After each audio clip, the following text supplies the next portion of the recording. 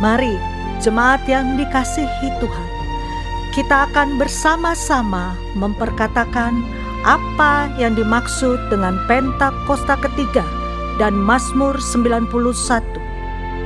Apa yang dimaksud dengan Pentakosta ketiga? 1. Pentakosta ketiga adalah pencurahan Roh Kudus yang dahsyat di zaman ini, melebihi yang terjadi di Azusa Street.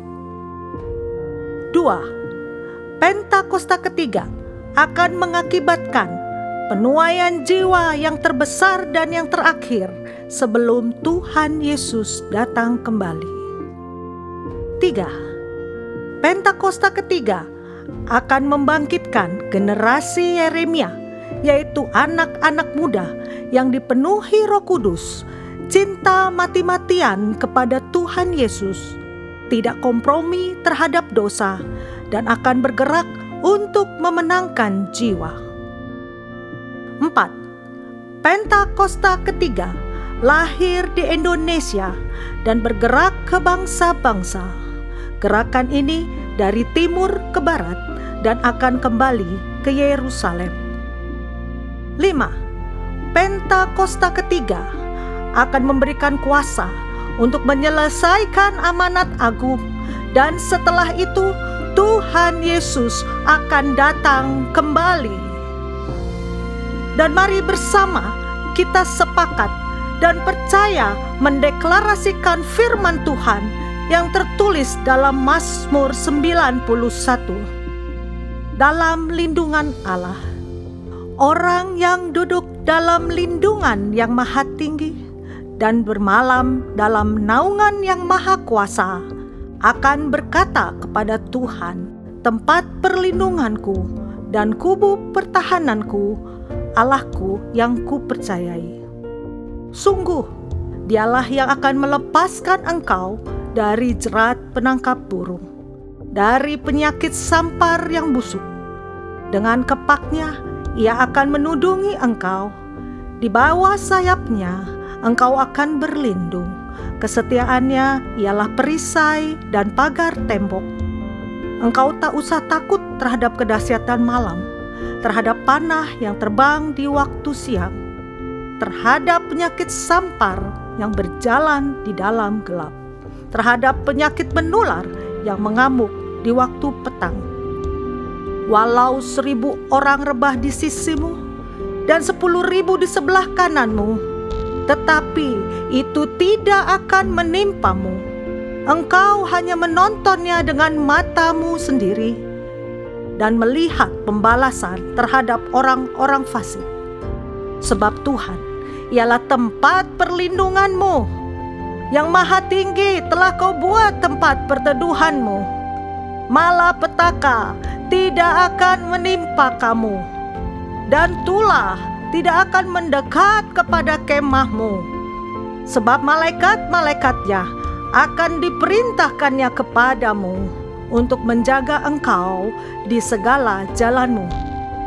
Mereka akan menatang engkau di atas tangannya, supaya kakimu jangan terantuk kepada batu. Singa dan ular tedung akan kau langkahi. Engkau akan menginjak anak singa dan ular naga. Sungguh hatinya melekat kepadaku, maka aku akan meluputkannya. Aku akan membentenginya, sebab ia mengenal namaku. Bila ia berseru kepadaku, aku akan menjawab. Aku akan menyertai dia dalam kesesakan. Aku akan meluputkannya dan memuliakannya. Dengan panjang umur akan kukenyangkan dia, dan akan kuperlihatkan kepadanya keselamatan daripadaku. Haleluya! Amin.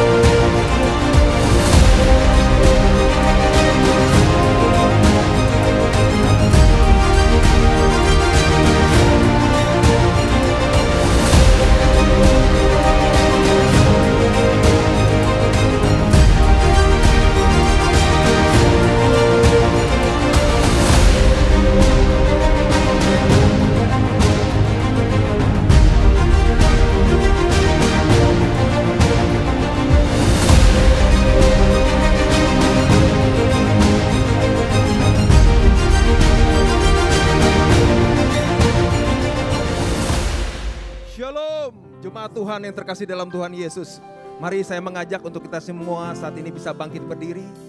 Kita akan buka ibadah kita pada hari ini. Bapa di surga, Tuhan, kami mengucap syukur pada saat ini ya Bapa, kami memasuki tahun Ibrani yang baru 5786 ya Tuhan.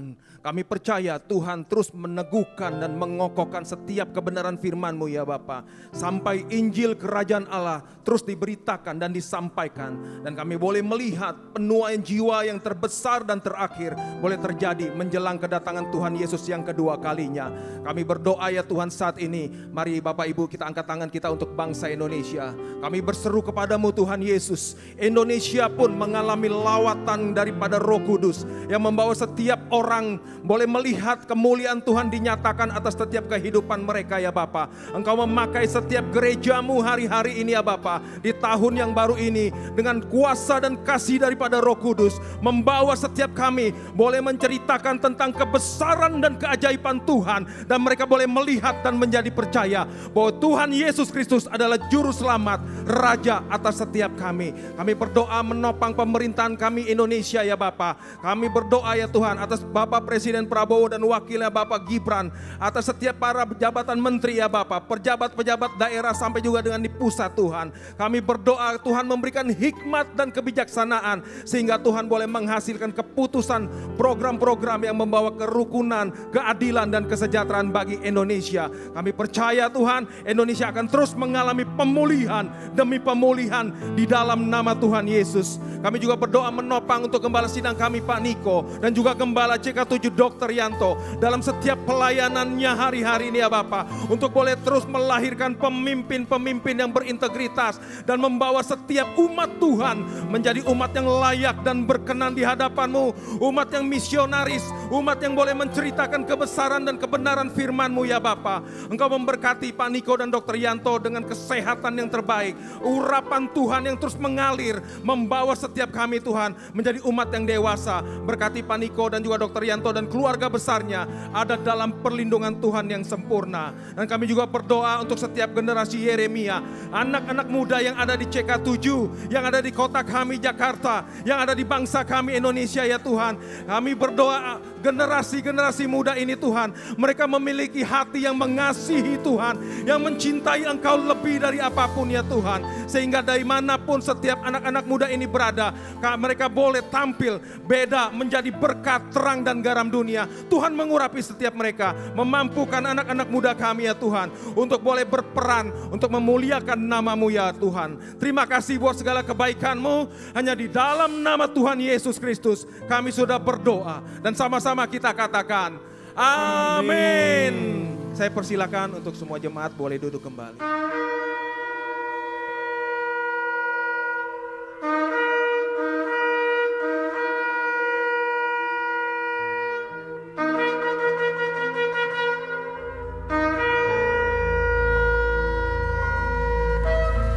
Sing hallelujah,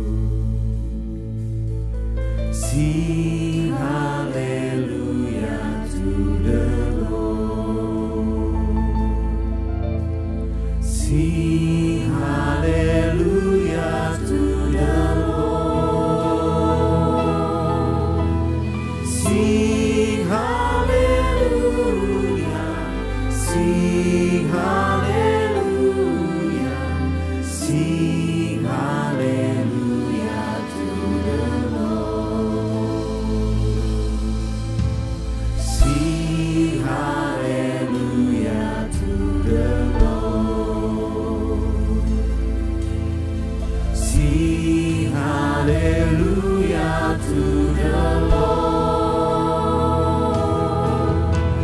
Sing hallelujah, sing hallelujah, sing hallelujah to the Lord. Bersama dengan satu hati saudara, bersama katakan sing hallelujah to the Lord.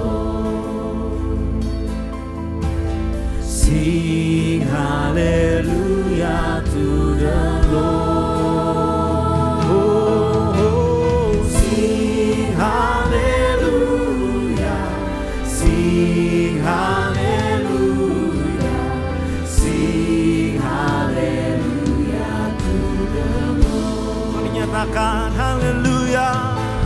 Sing hallelujah to the Lord. Hallelujah. Sing hallelujah to the Lord. Oh, oh, sing hallelujah, sing hallelujah, sing hallelujah to the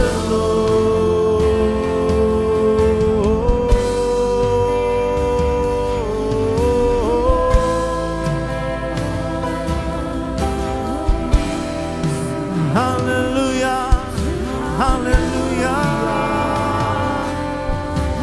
hallelujah.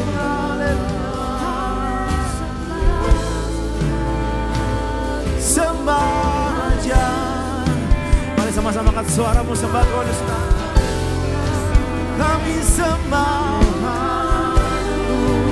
Shalom Yerusalem, Shalom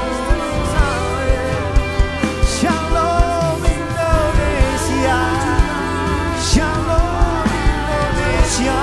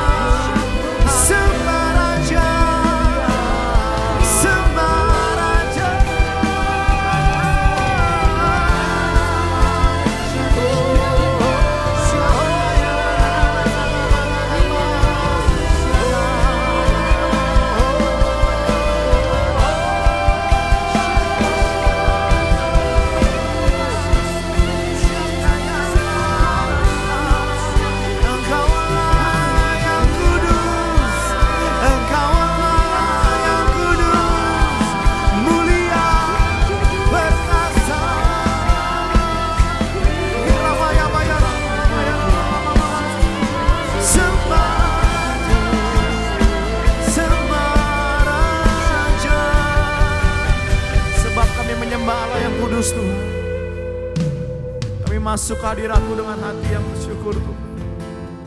Kami bawa penyembahan kami bawa syukur kami. Setiap kami hati yang siap menyembah Engkau Tuhan.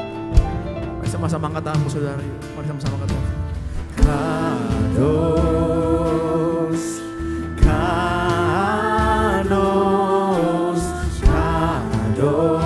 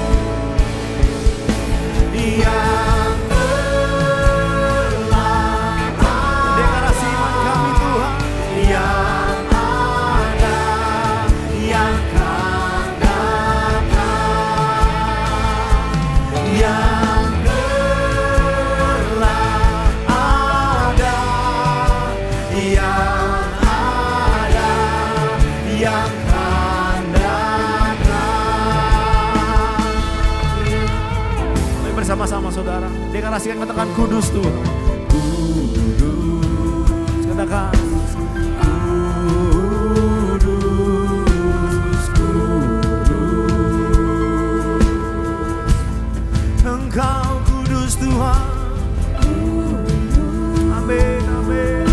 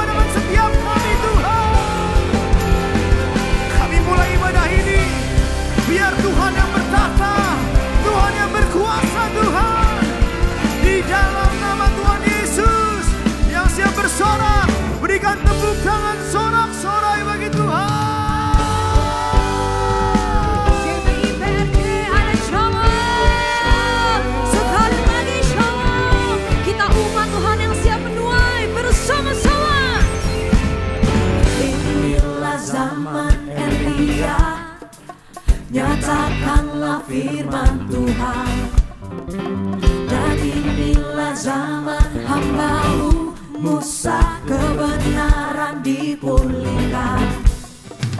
Dan meskipun zaman ujian, cobaan, pedang dan kelaparan, di antara kita kan tetap berseru, siapkan jalan bagi Tuhan.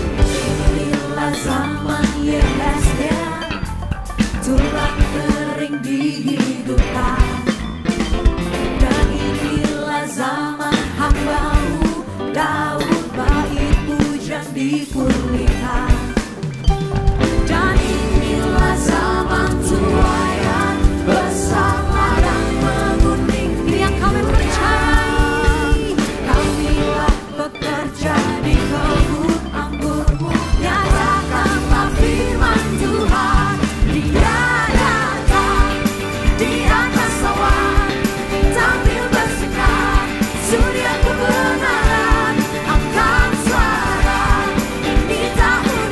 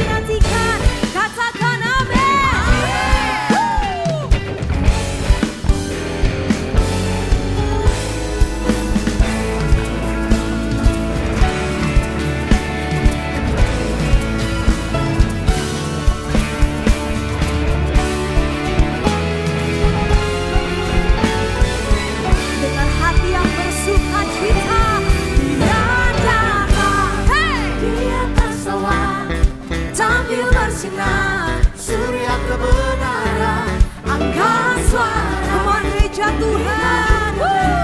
Dari bukit Sion keselamatan datang, Dia datang di atas awan, sambil bersinar, surya kebenaran, angkat suara, ini tahun Yobel. Dari bukit Sion keselamatan datang, Dia datang di atas awan, sambil bersinar, surya kebenaran, angkat suara, ini tahun Yobel. Dari bukit Sion keselamatan datang, Dia datang di atas awan, sambil bersinar, surya kebenaran. Mari angkat suara kita, dari bukit Sion sambut keselamatan Tuhan. Dari bukit Sion keselamatan datang, dari bukit Sion keselamatan datang. Engkau yang bersyukur, sorakan haleluya. Mari engkau yang bersyukur, yuk tepuk tangan bagi Tuhan, yuk, come on.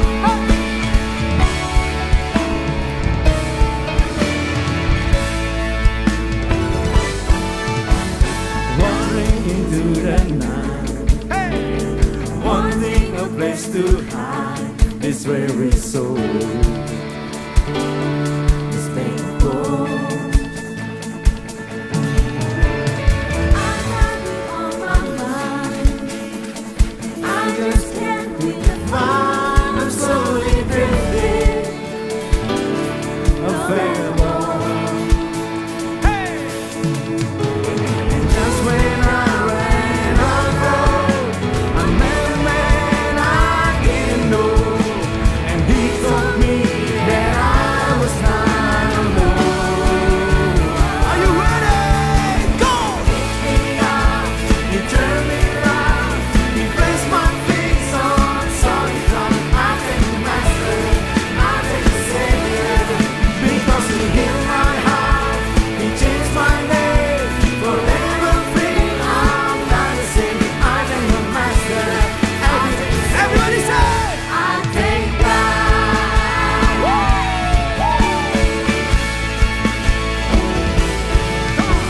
I cannot deny what I see, but not just not to believe. My doubts are burning like acid. So someone to my old friend, burden and bitterness, you can just keep it moving. You are forgiven. From now till I was still born, I sing of how you saved my soul. His favorite son has found his way back home. Are you ready? Let's go! Pick me up, Come on! turn me around, place my feet On solid ground, I thank the Master, I thank the Savior, because He healed my heart, He changed my name, forever free. I'm not the same. I thank the Master, I thank the Savior. I thank God.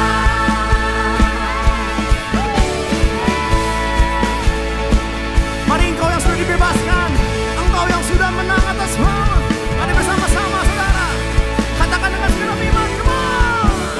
Hello's not the one, I am free, say, I am free, and I am free, say, hello's not the one, I am free, say, I am free, come on, I am free, let's go.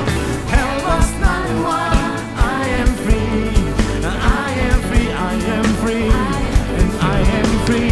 lost my one. I am free, I am free, I am free. Come on! Hello's not the one. I am free, and I am free, and I am free. Hello's not the one. I am free, I am free.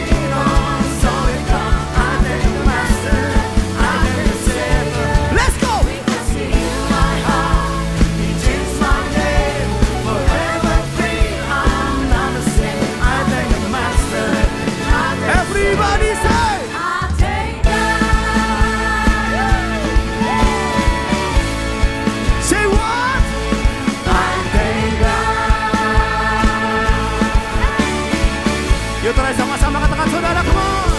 I thank God. Tepuk tangan bagi Tuhan yang dahsyat.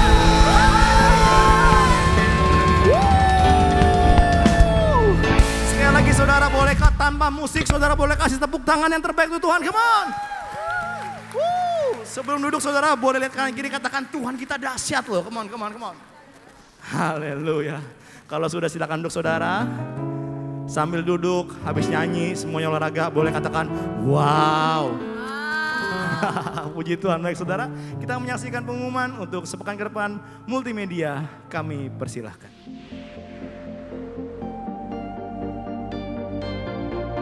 Shalom, berikut kami sampaikan beberapa pengumuman. Ibadah Raya Hari Minggu tanggal 5 Oktober 2025 pukul 7 waktu Indonesia Barat dilayani oleh PDP Tin Setiawati. Pukul 9 dan 11.30 waktu Indonesia Barat dilayani oleh Pastor Yosua Yongki. Pukul 16.30 waktu Indonesia Barat dilayani oleh Pendeta Rubin Om. GB Perja Mandaren pukul 9 waktu Indonesia Barat dilayani oleh Pendeta Robertus Purwadi SSPD.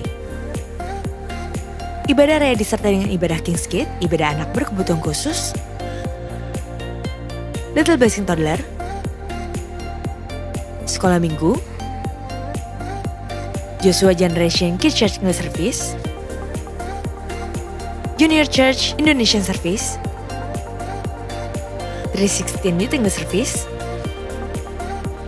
dan ibadah 2 PM yang Adult and Couple Service.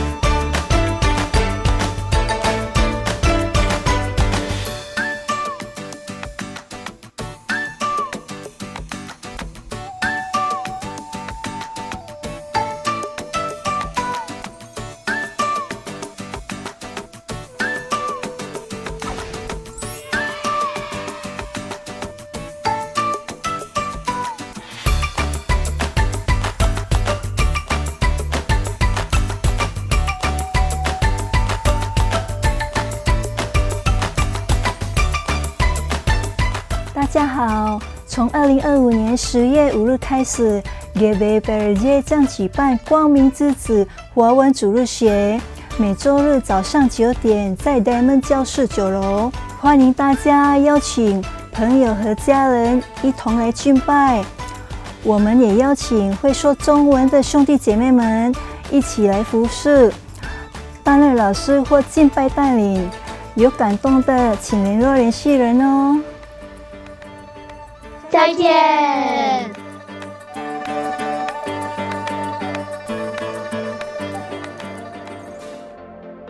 Unit Pelayanan Jemaat CK7 akan mengadakan baptisan air pada hari Sabtu 4 Oktober 2025 pukul 8 waktu Indonesia Barat. Bagi Bapak Ibu yang ingin dibaptis, harap segera mendaftarkan diri.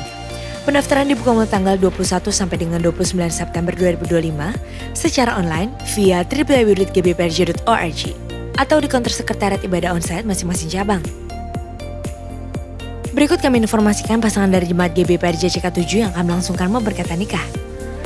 Apabila dari Bapak Ibu ada yang keberatan atas informasi tersebut, harap dapat segera menghubungi PDP Grace Natalia di nomor WA 085685050554. Untuk informasi lengkap mengenai persyaratan dan pendaftaran pemberkatan serta peneguhan nikah, dapat menghubungi counter sekretariat masing-masing cabang atau dapat dilihat di www.gbprj.org. Untuk informasi lengkap seluruh kegiatan GBPRJ CK7, maka Bapak Ibu dapat follow sosial media GBPRJ, baik di Instagram, TikTok maupun Facebook. Sekian pengumuman pada hari ini, terima kasih atas perhatian Bapak Ibu sekalian, Tuhan Yesus memberkati.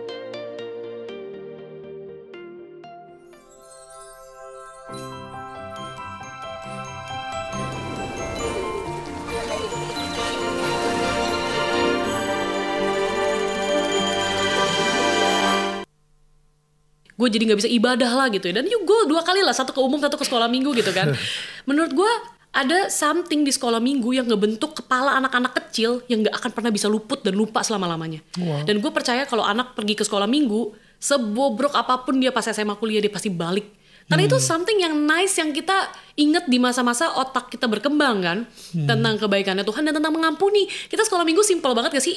Tuhan Yesus baik, Tuhan Yesus mengampuni, jangan cinta uang. Itu aja kan yang diajarin ke kita. Dan kita berpikir itu something yang sepele. Padahal itu 3 kunci kehidupan gak sih?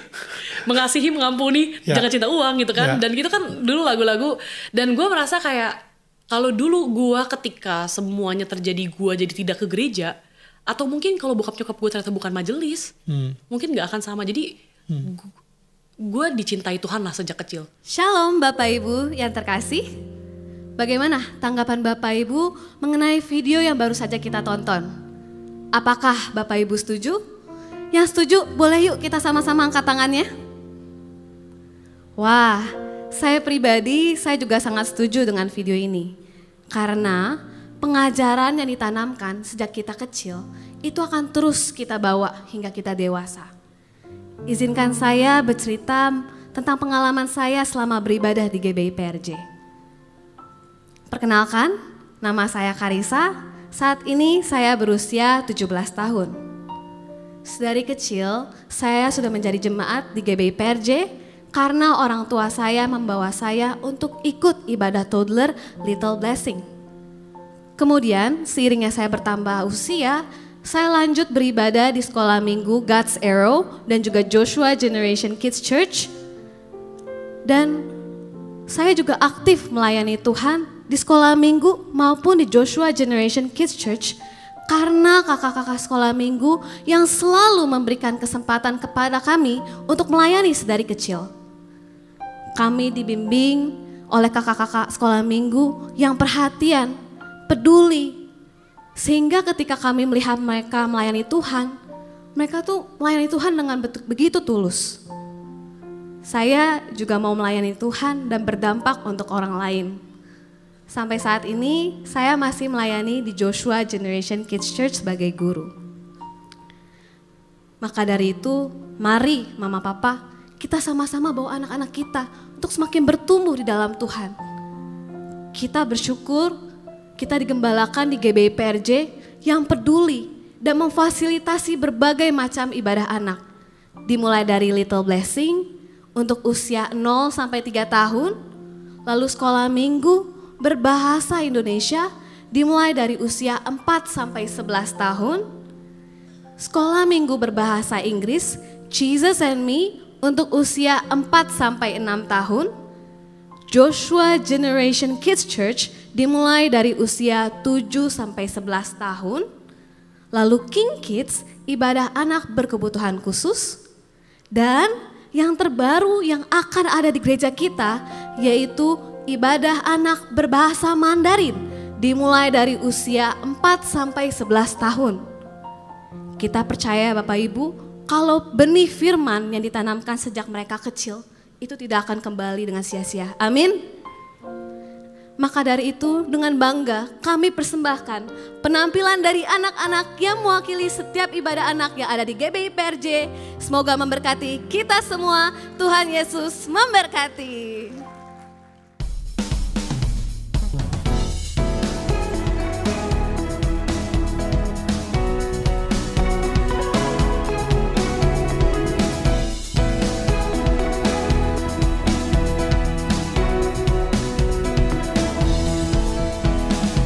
Yesus cinta semua anak di dunia. Putri dan kita semua dicintai.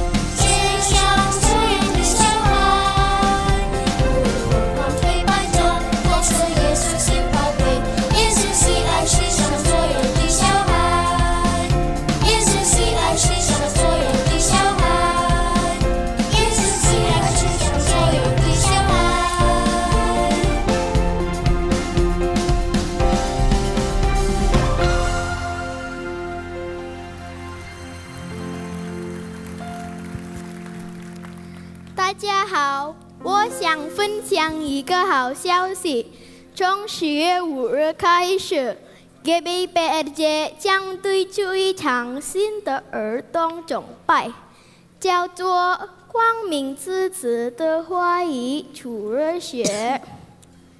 聚会将于早上9点在 MGK Kemayoran 9楼的 Diamond 教室举行，快来加入我们吧！期待您的光临，愿耶稣祝福您。再见。 Sungguh kami bersyukur Tuhan kepadamu Tuhan Yesus. Biar hari ini Tuhan kami mau nyatakan kebesaran-Mu dalam hidup kami. Sebab kami mengakui Engkau sebagai Allah kami yang penuh kuasa. Dulu, sekarang, sampai selama-lamanya. Terima kasih Tuhan Yesus.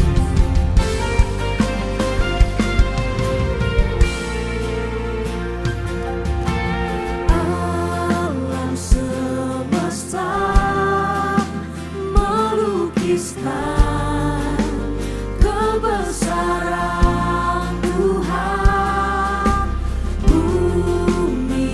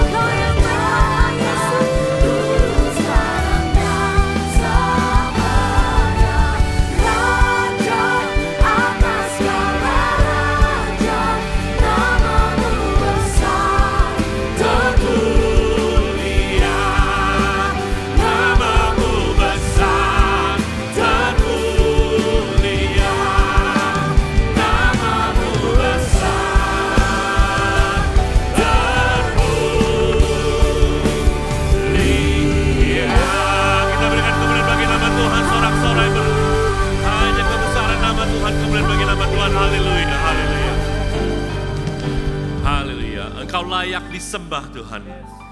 Engkau bertata atas segala pujian di tempat ini. Kiranya Tuhan saat ini ketika kami datang di sore hari ini, kami tahu Tuhan Engkau pemegang hidup kami.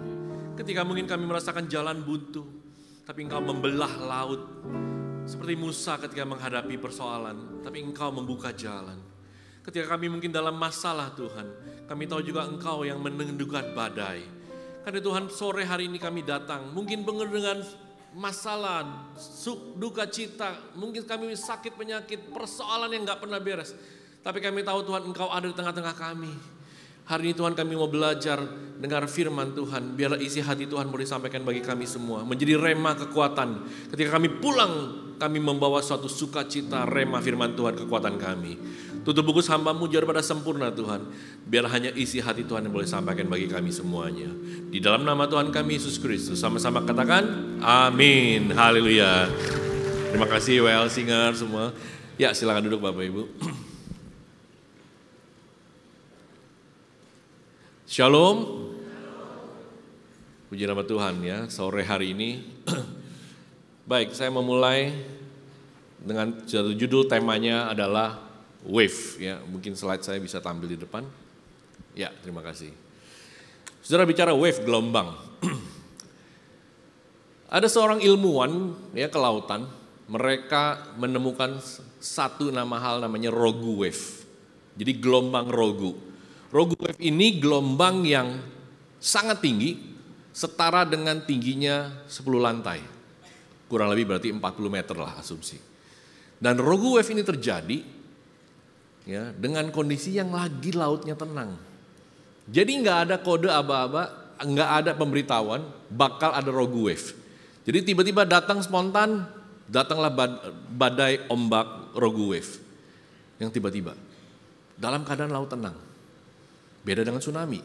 Kalau kita bicara tsunami, kadang-kadang tandanya sudah ada, pinggir pantai laut mulai menghilang airnya menuju ke tengah laut. Nanti tiba-tiba gelombang besar akan balik lagi ke daratan. Rogu wave, ilmuwan kelautan, menyatakan bahwa ini gelombang yang sangat luar biasa bahaya sekalipun kapal tanker. Karena kalau tiba-tiba datang ombaknya bergelombang lebih dari setara dengan 10 lantai. Ya. Dan itu akan luar biasa, di dalam keadaan yang tenang. Bapak Ibu dalam kehidupan kita sama ya. Kita lagi tenang-tenang, kita merasa bisnis kita aman-aman saja. Tiba-tiba sepi. Kita bekerja di perusahaan yang luar biasa. Wah perusahaannya besar. Kita berpikir nggak mungkin lah saya akan kena PHK. Tapi tiba-tiba kena PHK. Perusahaannya bermasalah. Kita lagi buka dagang, rame. Mungkin buka restoran, banyak banget orang yang makan di restoran kita. Tiba-tiba sebelah ada buka restoran baru, tiba-tiba restoran kita sepi lagi. Jadi dalam keadaan lagi tenang, tiba-tiba terjadi sesuatu gelombang menghajar kita, ekonomi kita. Ada orang yang lagi mungkin dalam keadaan sehat. Ada seorang di Surabaya, Bapak, seorang Singapurian tinggal di Surabaya. Orang ini bukan vegetarian, tapi nggak pernah makan daging, makannya sayur-sayuran. Jadi dia selalu pokoknya hobinya makan sayur, makan buah, setiap pagi lari kurang lebih 20 km. Tidak pernah berhenti, setiap hari. Tubuhnya, bodinya fit, pokoknya nggak gendut, nggak kurus, pokoknya ideal. Luar biasa. Suatu saat dia datang ke Jakarta ketemu saya, lalu kita makan malam. Kita makan, seperti biasa dia nggak makan ya daging dan lain-lain, sayur-sayuran. Lalu dia malam itu balik ke Surabaya. Besok paginya saya dihubungi dengan salah satu sekretarisnya dia. Pak, beliau tiba-tiba kolaps habis makan pagi. Jatuh. Saya tanya kenapa? Semalam dari Surabaya, oke-oke aja. Nggak tahu Pak. Sekarang sudah masuk rumah sakit, sudah ditangani oleh rumah sakit. Ya. Dan tiba-tiba saya dengar lagi, habis itu beliau sudah koma dan akhirnya sembuh tapi dengan kondisi sudah stroke dan lain-lain. Dia balik ke Singapura.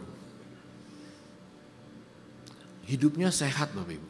Saya kenal dia puluhan tahun, teman baik. Jadi seorang Singapura yang tinggal di Surabaya. Tapi waktu tiba-tiba pagi, tidak ada yang tahu. Dan sekarang sudah meninggal beliau. Padahal hidupnya sehat. 2020 kita juga nggak sadar, tiba-tiba ada COVID. Kita nggak sadar bahwa tiba-tiba satu bangsa, satu dunia, yang dari adem-adem aja tiba-tiba COVID, kita lockdown, kita nggak bisa usaha. Itu gelombang badai yang tiba-tiba datang, kita nggak tahu tiba-tiba datang. Tapi di sisi plusnya ada satu lagi, namanya badai rohani yang membangun. Belum lama Charlie Kirk ditembak. Sebelumnya mungkin banyak di antara kita nggak kenal dia, tahu tapi nggak tahu namanya, tahu mungkin nggak pernah juga memperhatikan dia.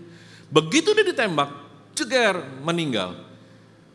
Gelombang yang terjadi di Eropa, Australia, Amerika, orang-orang Kristen mulai sadar bagaimana mereka dengan kematian Charlie Kirk, tiba-tiba demo, 3.000 orang ada di London, ya, Australia bergelombang semua, karena mereka langsung sekarang merasa bahwa selama ini mereka adem-adem ayem aja.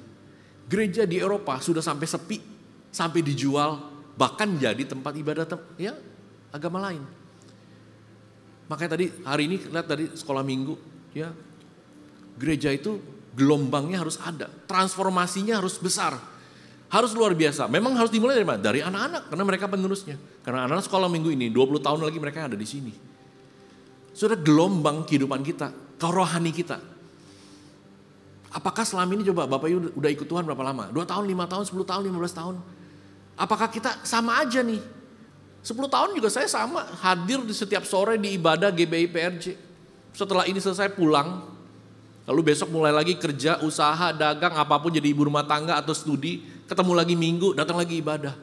Apakah kita gak punya rogue wave yang tadi, gelombang yang tiba-tiba membangkitkan kita exciting? Kalau kita ke gereja setiap minggu, kita nunggu hari Minggu. Seperti orang lagi yang tadi saya selalu cerita, orang nonton konser, orang mau nonton, sudah bulan November nonton konser Taylor Swift dan lain-lain misalnya. Dibelilah harganya, tiketnya mahal, tapi exciting banget. Kenapa? Wah, bakal ada Coldplay nanti November misalnya contoh. Lalu kita menunggu, kalau bisa cepet dong supaya cepat November saya mau nonton. Kemarin saya diminta panitia untuk acara Don Moon di SICC nanti 15 November. Saya ketanya, tiketnya gimana Pak? Aduh, susah jual sama orang Kristen kalau konser rohani. Susah katanya. Ntar paling last minute.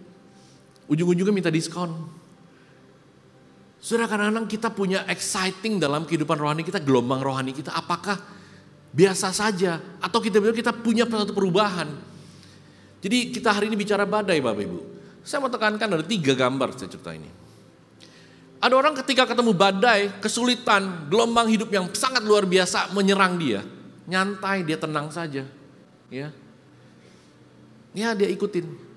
Tapi ada orang juga ketemu gelombang badai, dia mulai khawatir, was-was. Setiap hari, setiap pagi, bangun pagi, yang sudah dipikirin kita adalah khawatir. Nih gimana ya hidup saya habis ini? Gimana saya cari uang? Gimana ya hari ini dengan kehidupan saya? Setiap hari bangun tidur kita seperti orang yang was-was ketemu gelombang. Uri terus, khawatir terus. Gak pernah hilang rasa khawatir kita. Bangun pagi sudah langsung khawatir. Tidur juga susah. Karena khawatir kita gak bisa tidur. Sampai orang ada perlu pil obat tidur. Atau ketiga kita orang yang sangat sudah bilang, aduh frustasi, udahlah hidup saya udah pasti susah, saya hancur, udah selesai. Gak ada orang bisa tolong saya sudah merasa putus asa. 3 kondisi ini Bapak Ibu, bagaimana kita menghadapi badai yang hari ini saya mau bicara. Saya belum masuk firman Tuhan, saya mau cerita dulu dengan kisah Miles Eaton. Dia orang yang sangat suka berselancar.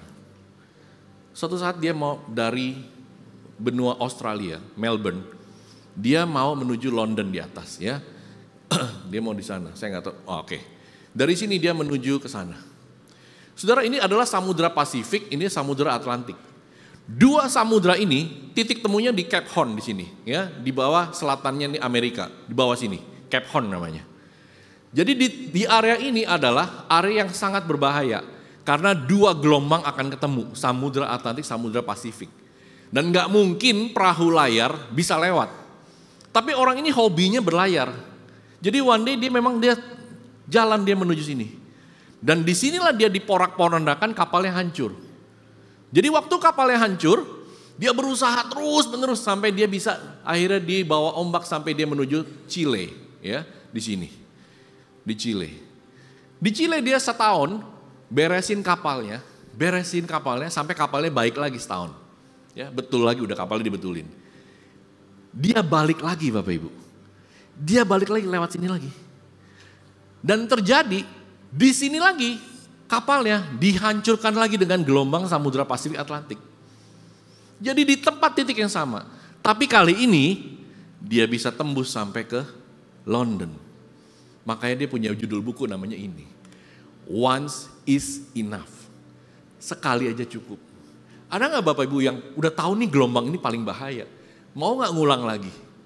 Enggak ya. Once is enough. Tapi message-nya dia adalah begini Bapak Ibu. Guncangan badai itu nyata. Menakutkan, yes. Tapi dia yakin perahu dia bisa melewati itu sampai ke London. Badai hidup kita nyata Bapak Ibu. Bapak Ibu gak bisa ilangin. Kalau kita mau ke Bali, kita berdoa sama Tuhan. Tuhan tolong dong pesawat ini supaya sampai di Bali. Apakah 100% gak ada badai? Tidak. Penerbangan Jakarta Singapura yang paling terakhir belakangan ini, yang sering pasti goncangan ada. Karena situasi dengan cuaca belakangan ini. Kemarin Taifun Ragasa, taifun terbesar terjadi pertama dalam sejarah di Hong Kong, China dan Filipina segala macam. Anginnya 118 km per jam. Bayangkan Bapak, goncangan badai ini memang badai hidup kita nyata. Kita ditipu orang, dagang kita sepi, yang kita sehat tiba-tiba sakit, nyata. Tapi bagaimana kita belajar seperti seorang Miles Mitton, yakin kita akan melewati badai ini. Amin. Ini yang kita mau belajar hari ini Bapak Ibu. Seperti seorang Miles Mitton. Nah, yang pertama, judul saya Wave. W pertama saya kasih namanya Walk in Faith. Berjalan dengan iman. Bapak Ibu dan saya sama tadi saya bilang. Kita nggak bisa ngilangin namanya badai persoalan kita. Tapi yang kita bisa adalah kita berjalan dengan iman.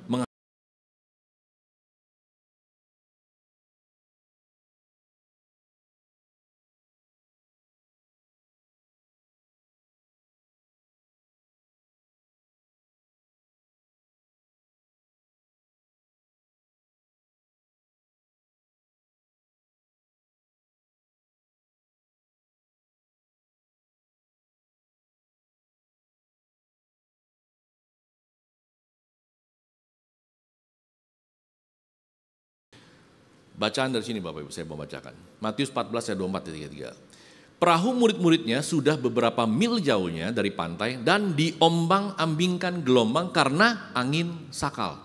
Saudara, angin sakal ini angin yang berlawanan dengan arah kita. Ya, jadi kalau kita ke utara dia lawannya dari balik sini nih.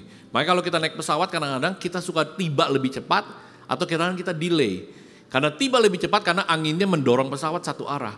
Kita bisa delay ke Singapura telat 15 menit karena anginnya melawan pesawat kita. Angin sakal ini begini. Jadi murid-muridnya baru beberapa mil jauhnya tiba-tiba ada angin sakal. Jadi anginnya tiba-tiba datang. Seperti kita tadi, kita lagi tenang-tenang, berlayar, kita punya kehidupan kita aman-aman saja, bisnis kita oke-oke saja, kesehatan kita aman-aman saja, pendidikan kita aman-aman saja, tiba-tiba ada angin sakal. Tiba-tiba datanglah segala sesuatu yang menghalangi kita, melawan kita. Ya. Kira-kira jam 3 malam, datanglah Yesus kepada mereka berjalan di atas air. Ketika murid-muridnya melihat dia berjalan di atas air, mereka terkejut dan berseru, itu hantu. Lalu berteriak-teriak karena takut.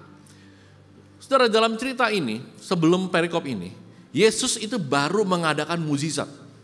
Ngasih makan 5.000 orang dengan 5 roti dan 2 ikan. 12 bakul lebihnya. Baru nih, ini belum beberapa hari, baru beberapa jam. Baru saja setelah kejadian itu, baru Yesus minta murid-muridnya, sudah kalian nyebrang dulu. Yesus kemana? Dia naik ke atas bukit. Ngapain? Dia berdoa seorang diri. Jadi muridnya disuruh mendesak muridnya untuk pergi jauh setelah mukjizat terjadi. Jadi murid-muridnya ini baru mengalami namanya mukjizat bersama Yesus. Tapi jam 3 malam, ya, waktu angin sakal itu datang, mereka sudah takut. Saking takutnya, yang datang Yesus mereka sebut hantu. Saudara, ketakutan kita, yang tadi saya bilang, kalau kita punya badai, tiba-tiba kita selalu merasa takut, merasa khawatir, gak pernah kita merasa kayaknya nyaman. Selalu tiap malam mau tidur kepikiran masalah. Bangun pagi, baru bangun udah kepikiran juga masalah. Lama-lama kita udah gak irasional lagi. Yang kita lihat bukan Yesusnya. Yang kita lihat adalah sisi lainnya. Yang kita lihat adalah masalah kita, siapa yang bisa ngatasinnya. Jadi waktu murid-murid teriak, ya, karena mereka takut. Padahal Bapak Ibu, mereka ini baru aja menyaksikan mukjizat, ya, 5 roti dan 2 ikan. Tetapi segera Yesus berkata kepada mereka, tenanglah. Saudara, berjalan dalam iman ada 3 hal. Pertama, ya, jangan takut. Ya. 1, berjalan dengan iman, menghadapi badai. 1, jangan takut. Kenapa? Karena Tuhan bilang, tenanglah. Tapi ada lanjutannya, tenanglah aku ini, jangan takut. Jadi kita bisa tenang dalam menghadapi kita badai dengan iman kita karena ada Tuhan Yesus. Bukan karena ada teman kita yang lagi bisa nolongin, saudara kita yang bisa membantu kita, dokter yang sangat hebat, orang yang bisa membantu kita. Bukan. Jadi ketika Bapak Ibu menghadapi badai, ya, Tuhan katakan, tenanglah badai hidup kita karena ada Tuhan. Tenanglah aku ini, jangan takut. Saudara, lalu Petrus berseru dan menjawab dia, Tuhan, apabila Engkau itu, suruhlah aku datang kepadamu berjalan di atas air. Mirip dengan gimana ceritanya kita, Tuhan, usaha saya kok berantakan, hancur, saya gak punya uang lagi. Kalau Engkau benar-benar ada Tuhan, tolong dong, selesaikan masalah saya. Kurang lebih kalimatnya mirip nih dengan kondisi sehari-hari. Tuhan, kalau Engkau ada nih, sakit saya harusnya sembuh dong. Masa gak sembuh? Ya, soalnya kita menuntut klaim. Tuhan kalau Engkau ada, Tuhan kalau Engkau ada, Tuhan kalau Engkau nyata, Tuhan kalau Engkau benar, tolong dong, masalah saya harus selesai. Ini yang terjadi ketika Petrus ngomong berseru seperti itu, Bapak Ibu. Tapi luar biasa Tuhan mengasihi. Ya, kata Yesus, datanglah. Maka Petrus turun dari perahu dan berjalan di atas air mendapatkan Yesus. Seringkali kita sudah meragukan kasihnya Tuhan. Tuhan kalau Engkau benar, Tuhan kalau Engkau ada. Kita udah hilang iman kita. Tapi Tuhan tetap mengasihi kita. Datanglah. Dan si Petrus ini benar datang sama Tuhan. Dia turun, ya, dia dari perahu, dia berjalan. Tapi ketika dirasanya tiupan angin, takutlah ia dan mulai tenggelam lalu berteriak, Tuhan tolonglah aku. Saudara, dalam keadaan kondisi kita kadang-kadang, kita sudah berdoa sama Tuhan. Kita tahu nih, kita datang sama Tuhan. Kita percaya sama Tuhan. Kita fokus sama Tuhan. Tapi tiba-tiba waktu kita bilang, Tuhan tolong dong, sakit saya kok gak sembuh-sembuh. Tuhan ajak kita datang berdoa. Tapi apa yang terjadi? Tiupan angin ini kayak orang pembisik. Ada teman kita datang, mungkin bilang gini, sakit ya, gak sembuh ya? Itu ada dukun hebat loh. Kamu usahanya hancur ya? Coba ke orang pintar. Jangan-jangan kamu diguna-guna. Jangan-jangan kamu kena santet. Lalu kita mulai ragu. Oh iya, tadinya kita berpikir, oh saya tadi minta tolong sama Tuhan. Tapi benar juga nih.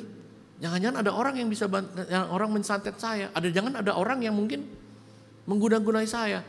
Tiupan angin itu membuat kita goyah. Fokusnya kita bukan lagi sama Tuhan. Seperti seorang Petrus. Tapi yang luar biasa lagi Bapak Ibu ya. Segera Yesus mengulurkan tangannya, memegang dia dan berkata, hai orang yang kurang percaya, mengapa engkau bimbang? Saudara, waktu kita sudah meragukan Tuhan, mungkin kita udah berpaling. Jangan-jangan bener nih, ada dukun hebat. Jangan-jangan bener nih, ada ahli orang pintar yang bisa bantu saya. Tapi ketika saat itu Tuhan tetap mengulurkan tangannya loh buat kita. Amin. Jadi waktu kita sudah mulai berpaling, Tuhan tetap mengulurkan tangannya. Sudah segera Yesus mengulurkan tangannya dan dia katakan yang ketiga. Jadi berjalan dengan iman menghadapi gelombang. 1 tadi, jangan takut. 2, tenanglah kata Tuhan. 3, percaya. Jangan pernah bimbang. Waktu saudara berdoa, kita berdoa sama Tuhan. Kita mohon sama Tuhan. Ketemulah badai yang luar biasa menghantam kita. 3 hal ini Bapak Ibu. Jangan takut, tetap tenang karena ada Tuhan. Ketiga, jangan pernah kita bimbang jadi orang yang percaya. Tapi saudara, bacaan berikutnya, lalu mereka naik ke perahu dan angin pun redalah. Waktu Yesus mengulurkan tangannya kepada Petrus, angin itu belum reda. Tapi waktu dia naik ke perahu maka dikatakan redalah. Saudara, kita seringkali tahu firman Tuhan, kita hafal mungkin ribuan ayat di kepalanya kita. Tapi cuma nyampe di sini. Kita tahu, oh Yesus penyelamat kita, oh kita tahu Yesus memberkati kita, tapi sampai di sini. Yesus sanggup menolong kita, yes sampai di sini. Ataupun kadang-kadang kita bilang, oh ya hati saya percaya, yes percaya, tapi sampai di sini. Yang tidak kita lakukan apa? Kita nggak melangkah. Mereka naik ke perahu, baru angin itu reda. Iman tanpa perbuatan adalah sia-sia. Jadi hari ini kalau kita bicara kita berjalan bersama Tuhan, waktu kita bersama Tuhan, kita tidak bimbang lagi. Tapi kita harus melangkah juga. Ya, setelah Tuhan mengulurkan tangannya, tetap mereka katakan naik ke perahu baru reda. Tapi bagian ayat terakhir nih Bapak Ibu. Dan orang-orang yang ada di perahu menyembah dia katanya, sesungguhnya engkau anak Allah. Bapak Ibu dan saya sering kita berdoa sama Tuhan, minta Tuhan tolong sembuhkan saya, minta tolong bereskan masalah saya, minta Tuhan segala macam lah masalah yang tadi saya ucap, segala macam badai persoalan. Persoalannya selesai karena Tuhan tolong kita. Tapi yang terakhir kita lupa, bersyukur dan menyembah Tuhan kembali. 10 orang disembuhkan, berapa yang balik? 1. Jadi hari ini Bapak kita belajar juga. Begitu persoalan kita selesai, datang sama Tuhan lagi. Bersyukur menyembah Tuhan. Seperti apa yang dilakukan ini semuanya. Nah saudara, itulah berjalan dengan iman. Tapi ada satu cerita dari Abraham. Abraham disuruh keluar dari Ur Kasdim. Ur Kasdim itu kota peradaban, kota yang perdagangan yang luar biasa. Tapi penyembah berhala. Jadi Abraham disuruh keluar.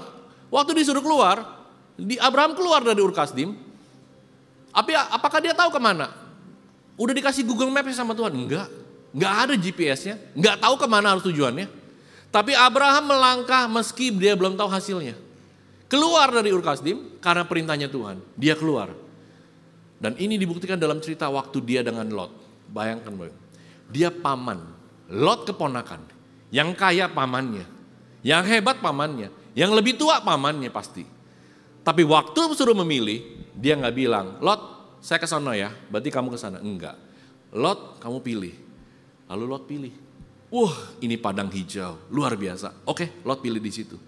Padahal itu akan jadi Sodom dan Gomora. Abraham mungkin dia ke kanan, padangnya gersang. Tapi ternyata padang gersang itu Tuhan buat jadi hijau. Itulah iman ketika dia melangkah. Dia nggak tahu hasilnya, tapi dia percaya apapun yang dia pilih setelah Lot, pasti Tuhan memberkati. Amin. Saudara, kadang-kadang kita di dalam dunia usaha, ketipu orang, ditipu orang. Kadang-kadang yang menipu kita malah teman dekat, malah family, kadang-kadang keluarga, menipu usahanya kita. Terus mulailah kita merasa kecewa. Kenapa? Saudara, hari ini percaya seperti tadi Lot. Abraham itu punya hak sangat luar biasa. Bisa memilih duluan. Tapi dia tahu, walaupun itu padang gersang jadi padang hijau. Sama dengan kondisi kita Bapak Ibu. Kadang-kadang kita ngerasa, kok saya ketipu ya? Kok saya begini ya? Jangan berputar sama masalah penipuannya. Tapi ingatlah, walaupun saudara hilang, tapi Tuhan akan bisa ganti dengan berkali-kali lipat. Ini yang kita harus punya iman. Kita punya iman berjalan, badai yang menyerang kita, kita melangkah keluar, walaupun kita nggak tahu hasilnya. Tapi kita tahu Tuhan ada bersama dengan kita dalam iman kita. Amin. Puji nama Tuhan ya, kemudian bagi Tuhan, haleluya. Quote pertama saya, gelombang itu gak pernah menentukan akhir perjalanan Bapak Ibu dan saya. Badai yang sudah memvonis kita, Anda sakit gak akan sembuh, Anda punya masalah udah berat banget gak mungkin bisa ditolong lagi. Tapi itu bukan akhir perjalanan hidup kita. Tapi disitulah awal jalan baru kita lihat kasih Tuhan Yesus lebih jelas. Amin. Jadi gelombang yang datang buat kita semuanya, percayalah bahwa itu bukan menjadikan akhir perjalanan Bapak Ibu dan saya. Waktu kita menghadapi badai yang terbesar apapun, bahwa kasih Yesus jauh lebih besar daripada itu. Amin. Yang kedua Bapak Ibu, anchor in Christ, jangkar, wave A kedua. Jangkar dalam perahu, kalau perahu mau dia berlabuh, dia harus turunin jangkar supaya perahunya tidak ke bawah lagi ke tengah jalan, lautan. Ataupun ketika lagi di lautan, tiba-tiba ada ombak besar dan segala macam, jangkar diturunkan supaya tidak terlalu jauh terbawa ya ombak-ombak besar. Perahu tanpa jangkar selesai sudah. Hidup kita tanpa jangkarnya Yesus selesai juga sudah. Kenapa? Bicara anchor Bapak Ibu. Ibrani 6 ayat 19. Pengharapan itu adalah sauh yang kuat dan aman bagi jiwa kita. Jadi jangkar ini adalah sebuah pengharapan. Kalau Bapak Ibu baca perikop Ibrani 6 di awal. Ini bicara awalnya adalah bicara soal iman. Ya, jadi sudah iman selesai, next level sekarang ngomong pengharapan. Ya, kadang-kadang Bapak kita jadi orang Kristen, kita nggak pernah naik level. Dari segi apa? Banyak hal. Saya nggak tahu saya pernah cerita tadi atau tidak. Kalau Bapak Ibu mungkin sama-sama saya sering kita terima undangan kan, undangan pernikahan. Kadang undangannya cuma 1 lembar, pakai kertas plastik, dibungkus plastik. Lalu kita lihat, oh keluarga A mengundang kita, ada pernikahan anaknya, mungkin di rumahnya, di daerah Cipete ataupun di mana lah gitu ya. Kita lihat, oke. Kadang-kadang kita terima undangan kedua. Undangannya apa? Bentuknya kartu, bagus, rapi ya. Di mana? Oh acaranya di hotel bintang 3, bintang 4. Undangan yang ketiga yang pernah saya juga terima, waduh bentuknya. Dikasih layar 7 inch, dipencet layarnya keluar video prewedding anaknya yang nikah. Dikasih handuk bermerek tertentu, dikasih jam ada logo anaknya. Jadi undangannya saja sudah nilainya mungkin 2 juta rupiah. Pertanyaannya saya Bapak Ibu dan saya sama nih. Kalau kita ke kondangan yang satu modelnya tadi ya, saya ngomong logika ya, saya nggak ngomong ini. Cuma selembar, 1 kartu di hotel bintang 3, yang satu ngasih undangannya sudah nilainya 2 juta. Mana angpau yang paling kita kasih besar? Pasti kita ngerasa, waduh yang inilah gak enak. Kalau saya ngasih kecil, undangannya udah mahal. Ya udah, akhirnya kita mulai menjudge seperti itu. Tapi itu pun yang kita judge di dalam dunia ini. Bayangkan kalau undangannya Tuhan buat hadir tempat ini. Undangannya mahal. Undangan Tuhan buat kita, karena Tuhan sudah menebus dosa kita. Undangannya mahal. Makanya kalau kita jadi orang Kristen ketika kita sudah terpilih dan terpanggil, sama aja kita sudah terundang sama Tuhan. Kita harus berpikir, ini undangan unlimited price. Makanya kita harus kasih juga unlimited effortnya kita. Nggak ada lagi hitung-hitungan sama Tuhan. Saya nggak bicara hanya uang, banyak hal yang kita bisa lakukan untuk Tuhan. Waktu kita, tenaga kita. Seringkali orang mau pelayaran, aduh saya nggak punya waktu. Aduh udahlah, jangan saya nggak punya waktu banyak. Aduh saya tenaga saya. Seringkali iman kita bicara sebelum pengharapan ini. Iman kita seperti seolah-olah kalau kita mau ke gereja, aduh jangan dah. Jangan saya. Aduh ke gereja ya, aduh tunggu ya, ada demo kali ya, ada banjir, ada apa. Kita mulai merasa seolah-olah iman kita nggak pernah naik level. 10 tahun lalu iman kita kayak gitu. 10 tahun kemudian kayak begini juga sama. Kita cuma berpikir ya udah, yang penting saya datang ibadah. Soalnya kita merasa itu kewajiban datang dalam gereja. Tapi hari ini bicara Bapak Ibu balik lagi ke pengharapan setelah iman. Makanya bicara nextnya adalah apa? Ngomongin pengharapan. Nah pengharapan kita belajar dari seorang Raja Daud Bapak Ibu. Simpelnya saya mau bikin. Bagaimana kita berharap sama Tuhan? Pertama, karena Tuhan itu adalah gunung batu keselamatan kita. Jadi simpelnya adalah curhat sama Tuhan. Cara simpel kita adalah begitu Bapak Ibu dan saya punya masalah, yang sesuatu yang kita rasanya, aduh ngamuk ini. Datang pertamanya sama Tuhan. Jangan sama orang lain. Jangan sama manusia dulu. Minta sama Tuhan hikmat. Curhat sama Tuhan. Kan ini yang sering kali kita belajar ya. Vonis sakit. Ih siapa dokter? Saya selalu ingatkan ini. Aduh masalah di kantor. Yang kita ingat siapa yang bisa bantuin kita. Yang kita ingat selalu siapa koneksinya kita. Tapi kita sering lupa, udah curhat belum sama Tuhan? Pergumulan saya juga banyak Bapak Ibu. Saya seringkali kalau udah bergumul, saya diam di kantor atau di rumah, saya pasti juga diam dan saya kunci kamar, saya diam. Emang itu momen yang luar biasa. Curhat sama Tuhan itu momen yang luar biasa. Yang gak bisa di-sharingkan gitu ya. Karena masing-masing pasti beda.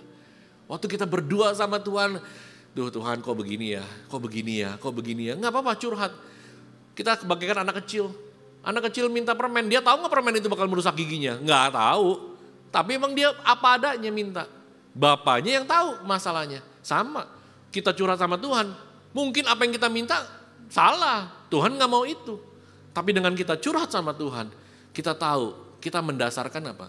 Pengharapan kita sama gunung batu kekuatan kita. Amin. Itu yang pertama. Yang kedua, menanti dengan sabar. Orang yang berharap, ya. Yang kedua, harus nanti dengan sabar. Kenapa? Abraham lagi-lagi. Umur 75 Tuhan bilang, kamu akan menjadi bapak segala bangsa. Punya anak belum? Belum.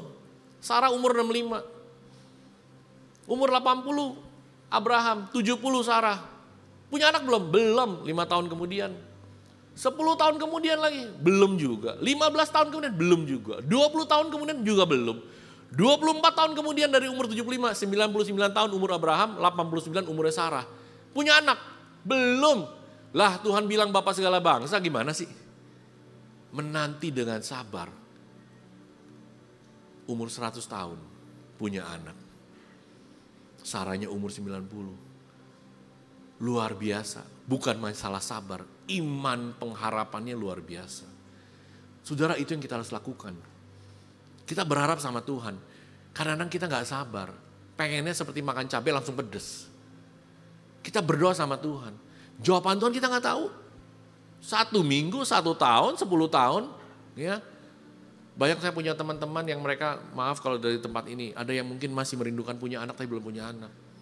Berdoa menanti dengan sabar. Ya, kita kalau ketemu juga dengan teman-teman, keluarga pasangan seperti ini, pasti kita juga ya mengencourage untuk membangun supaya mereka punya iman.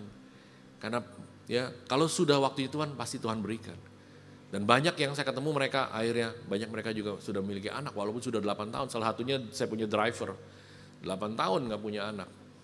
Ya, tapi akhirnya 8 tahun kemudian dia punya anak. Sudah kadang-kadang kita bicara pengharapan simple. Curhatlah sama Tuhan. Kedua, nanti dengan sabar. Percaya bahwa itu akan datang. Karena fokusnya kita sudah bukan lagi badainya. Fokusnya Bapak Ibu dan saya, begitu ketemu badai besar, fokusnya kita pengharapannya. Yang kita harus ingat, begitu kita ketemu masalah, pengharapan kita itu ada. Jangkarnya itu Tuhan. Itu pengharapannya kita. Ya, quote saya yang kedua. Bagaimana kita bisa merasakan ya pengharapan itu ada ketika kita mengalami badai. Kita harus merasakan itu. Kita gak bisa hilang badainya. Jadi orang Kristen kalau setiap saat tenang-tenang saja, aman-aman saja, maka karena iman kita juga gak bertumbuh.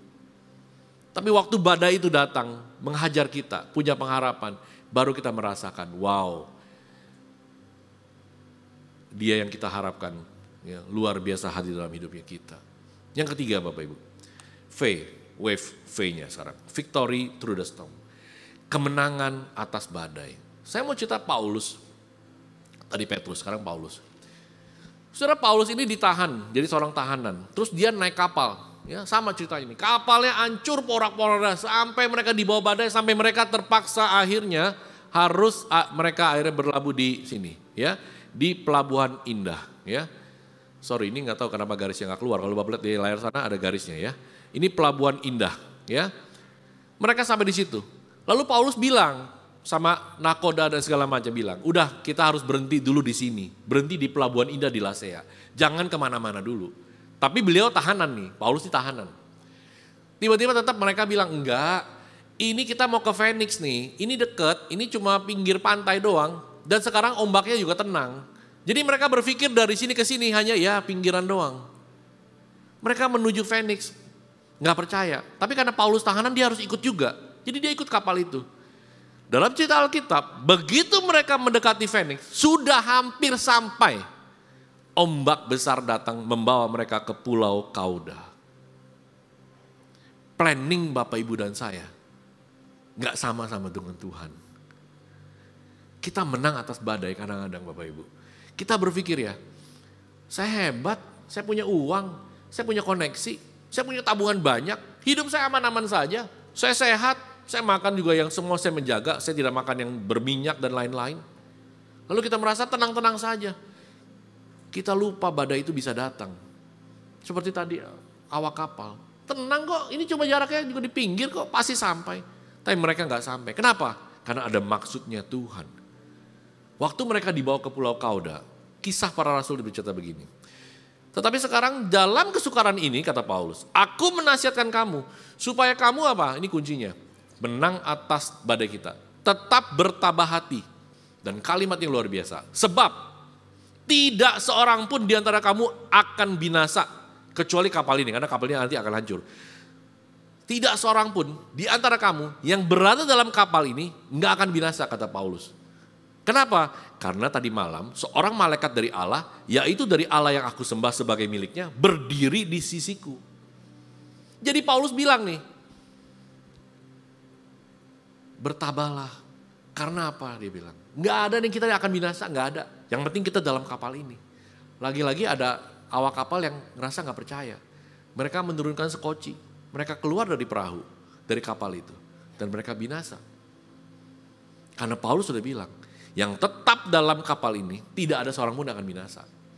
Ya. Apa maksudnya? Karena dia bilang begini, malaikat berkata kepada Paulus, jangan takut Paulus, engkau harus menghadap Kaisar.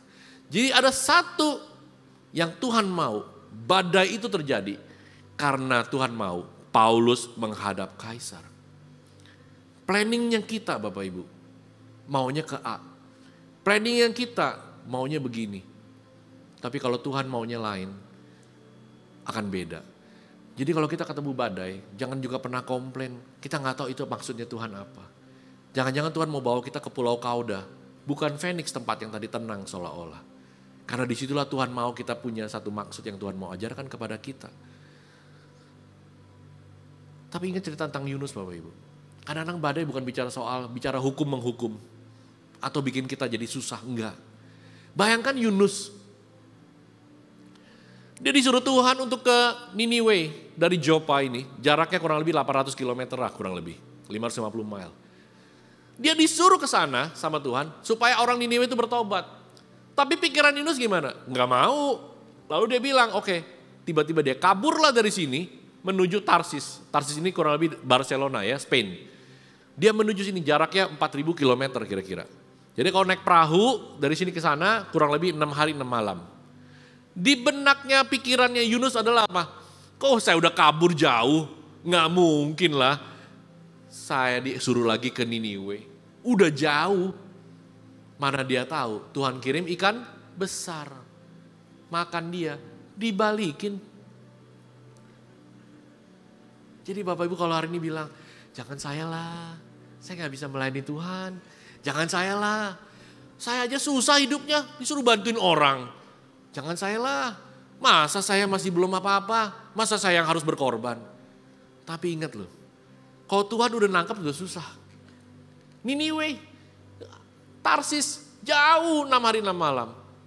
Dia pikir nggak ada, itu booking perahunya kalau dalam cerita Alkitab. Bookingnya juga susah, mahal. Mana dia pikir mana ada lagi sponsorin kita balikin lagi gitu. Nggak ada yang sponsorin Yunus bakal naik dari balik lagi ya. Kita yang bayarin karena ongkosnya mahal. Ikan yang makan dia. Jadi kadang-kadang Tuhan memakai badai bukan untuk menghukum kita. Tapi membentuk hati kita supaya sesuai dengan kehendak Tuhan. Amin. Jadi kalau kita ketemu badai ingatlah itu. Maksud Tuhan begitu banyak luar biasa. Dia bisa membentuk kita. Dia ingin mengarahkan kita. Dia pengen apa? Attention-nya kita. Kenapa? Selama ini mungkin kita udah merasa aman-aman saja.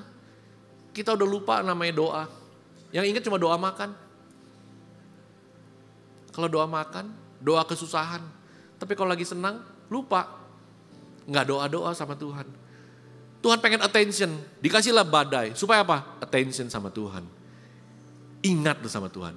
Tapi itu yang luar biasa Bapak Ibu. Justru disitulah namanya Tuhan masih mengasihi kita. Masih memilih dan memanggil si Yunus. Sama juga ketika kita sudah melawan Tuhan. Kalau Tuhan masih kita kembalikan kita. Mungkin kita sudah keluar dari tempat ini. udah gak mau lagi ke gereja, kecewa sama siapapun yang ada di gereja, kita merasa menyebalkan untuk orang gereja. Tapi hari ini percaya kalau Tuhan mau tangkap kita, balik loh kita. Amin. Berikan kemuliaan bagi nama Tuhan dulu. Jadi kemenangan bukan saat badai menghilang, tapi saat Yesus berdiri lebih tinggi dari badai dalam hidupmu. Itu yang baru menang. Dan kemenangan itu adalah kasih karunia Tuhan. Dalam cerita Paulus. Karena kasih karunia Tuhan, kita diselamatkan. Karena kasih karunia Tuhan, Paulus dan semua orang di dalam kapal itu, semuanya selamat, tidak ada binasa. Bagian terakhir.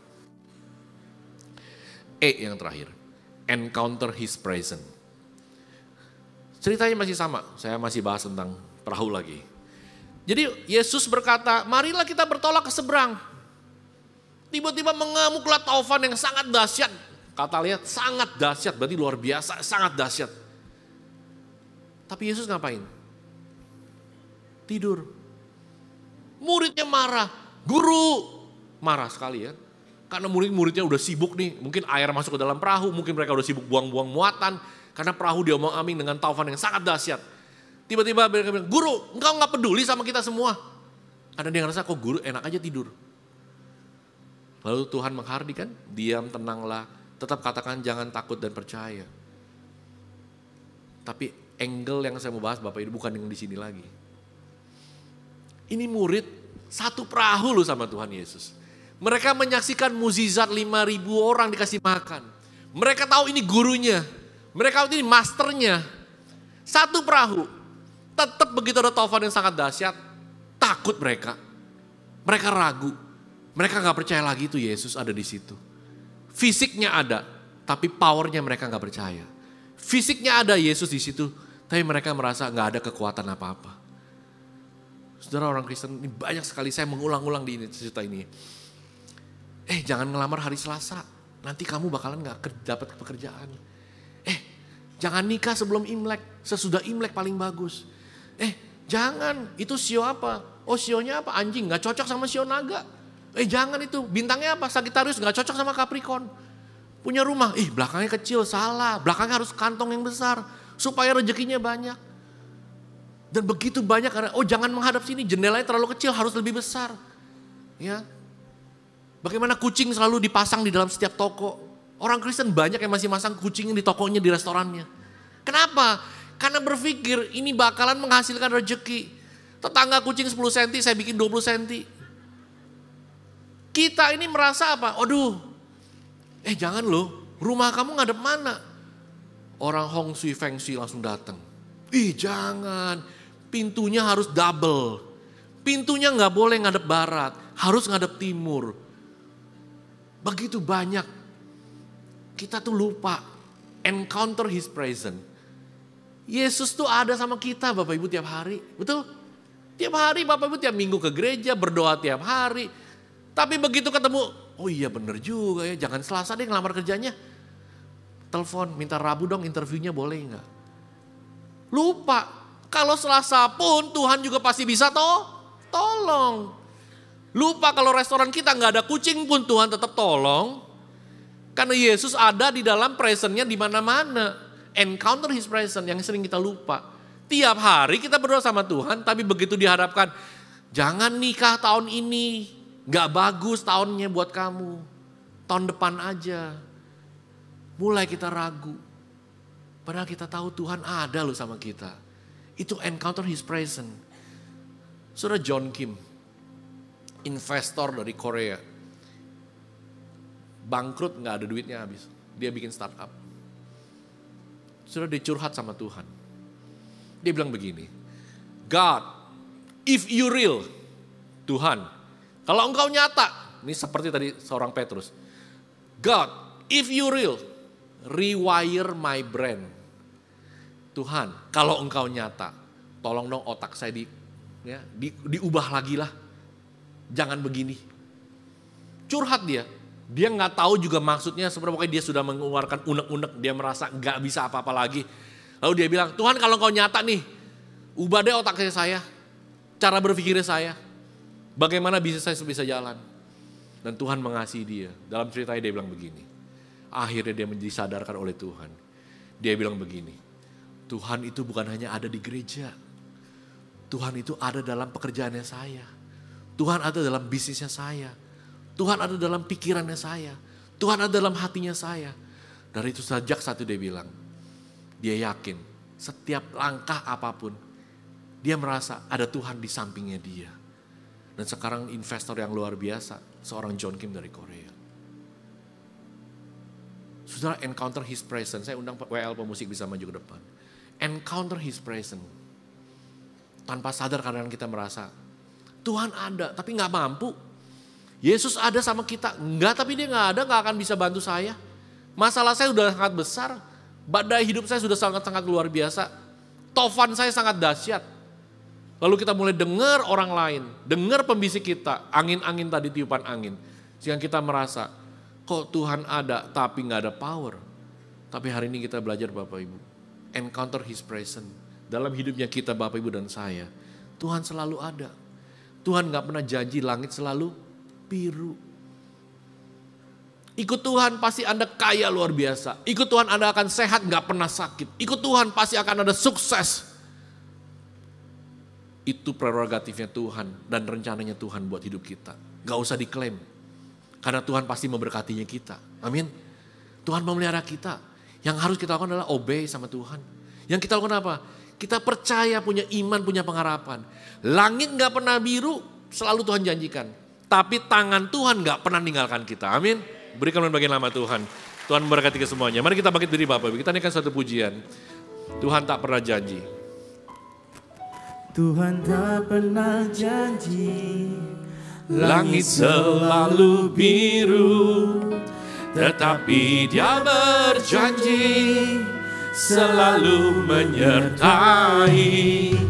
Tuhan tak pernah janji jalan selalu rata, tetapi Dia berjanji berikan kekuatan.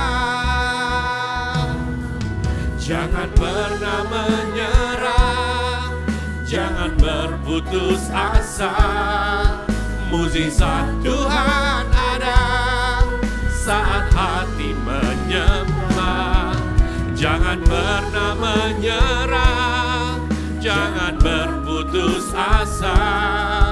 Mukjizat Tuhan ada bagi yang setia dan percaya. Kita katakan, jangan pernah menyerah karena ada Tuhan. Jangan pernah berasa karena Dialah pengharapan kita. Saat hati menyembah Tuhan. Jangan pernah menyerah, jangan berputus asa. Mukjizat Tuhan ada bagi yang setia dan percaya. Kita tundukkan kepala Bapak Ibu. Kami bersyukur Tuhan, biarlah rema kekuatan firman Tuhan menjadi kekuatan dalam hidup kami ketika kami melangkah keluar dari tempat ini. Kami mau Tuhan, di dalam badai kami mau berjalan di dengan iman kami. Kami mau Tuhan, kami punya jangkar pengharapan kepada Tuhan. Mencurahkan isi hati kami kepada Tuhan. Dan kami mau menanti dengan sabar akan janjinya Tuhan. Dan kami tahu Tuhan, kemenangan kami atas badai karena kasih karunia Tuhan semata. Bukan karena kekuatan gagah kami. Dan kami mau sadar Tuhan, setiap langkah hidup kami, ada Engkau di tengah-tengah kami. Ada Engkau yang jauh berkuasa atas apapun yang ada di dalam dunia ini. Engkau yang luar biasa mendampingi hidup kami, menyertai hidup kami, dalam pekerjaan kami, dalam rumah tangga kami, dalam apapun yang kami kerjakan. Kami tahu Tuhan akan membuatnya berhasil di dalam Tuhan. Berdoa untuk semua para jemaat yang hadir di tempat ini, maupun saat ini menyaksikan secara online. Tuhan memberkati, menyertainya, menguatkan semuanya. Setiap apapun kami percaya bahwa Tuhan hadir di tengah-tengah kami. Di dalam nama Tuhan kami Yesus Kristus, sama-sama katakan, amin. Silakan duduk Bapak Ibu yang dikasihi Tuhan Yesus. Boleh saya lihat tangan orang-orang yang merasa diberkati atas ibadah hari ini, boleh pegang tanganmu. Mewakili gembala, pengerja dan juga jemaat GBI PRJ, kami ucapkan terima kasih atas pelayanan Bapak Evangelis Rudi Hidayat. Kiranya Tuhan memberkati Bapak dan keluarga berlimpah. Baik, kami rindu untuk menyambut apakah ada dari Bapak Ibu yang baru pertama kali hadir beribadah di GBI PRJ, boleh berikan tanganmu. Apakah ada? Ada di sebelah kanan saya, shalom. Ada juga di tengah, shalom. Selamat datang, selamat beribadah di GBI PRJ. Bagi para jiwa baru boleh silakan mengisi form biodata jiwa baru dengan cara scan QR yang terhadap layar. Baik, saat ini kita akan memberikan persembahan. Mari kita siapkan persembahan yang terbaik untuk Tuhan Yesus. Persembahan dapat dilakukan dengan scan kris yang tertera depan bangku Bapak Ibu. Apabila Bapak Ibu memberikan dengan tunai boleh pegang tangannya, maka para usher akan bantu Bapak Ibu untuk memberikan amplop.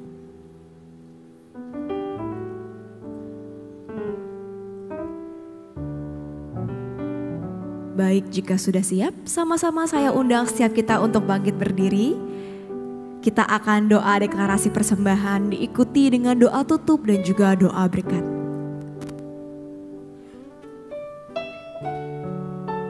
Mari kita bersatu dalam doa. Bapa, kami bersyukur buat semua berkat-Mu. Kami membawa persembahan sebagai wujud syukur. Kami percaya, kami menerima kesehatan, keluarga, bisnis, pekerjaan dan kuliah yang terbaik. Ini adalah waktu memberi persembahan di dalam nama Tuhan Yesus. Amin. Segalanya yang ku miliki, semuanya daripadamu, kan ku bawa persembahanku yang terbaik hanya bagimu. Segalanya yang ku miliki, semuanya daripadamu, kan ku bawa persembahanku yang terbaik hanya bagimu, kan ku bawa persembahanku yang terbaik hanya bagimu. Terima kasih Tuhan, mari kita berdoa. Terima kasih Tuhan atas penyertaan-Mu di sepanjang kehidupan kami ini Bapa. Kami ucap syukur dan terima kasih atas berkat-berkat yang telah Kau limpahkan dalam kehidupan ini. Dan pada saat ini Tuhan, kami ucap syukur dan terima kasih atas firman yang telah Kau tabur melalui hamba-Mu Bapak Rudi Hidayat Bapa. Kiranya firman ini boleh tertanam dan bertumbuh dalam kehidupan kami Tuhan. Biarlah menjadi rema dan kekuatan dalam kehidupan kami. Kami berdoa Tuhan, kiranya Kau urapi hamba-Mu, Kau berkati berlimpah-limpah Tuhan, dan Kau pakai lebih dahsyat lagi Tuhan. Terima kasih Tuhan. Pada saat ini Bapa, kami juga berdoa untuk jemaat-Mu yang hadir di counter doa ya Bapa. Kami berdoa yang saat ini jemaat yang sedang mencari pekerjaan Tuhan. Kiranya Kau berikan jalan yang terbaik. Kau berikan peluang-peluang ya Bapa. Yang saat ini sedang mencari pasangan hidup Tuhan. Kiranya Kau berikan yang sepadan ya Bapa. Dan saat ini yang sedang mengalami sakit penyakit ya Tuhan, Kau sembuhkan Tuhan Yesus. Bapa, kami juga berdoa untuk semua jemaat-Mu yang hadir di tempat ini Tuhan.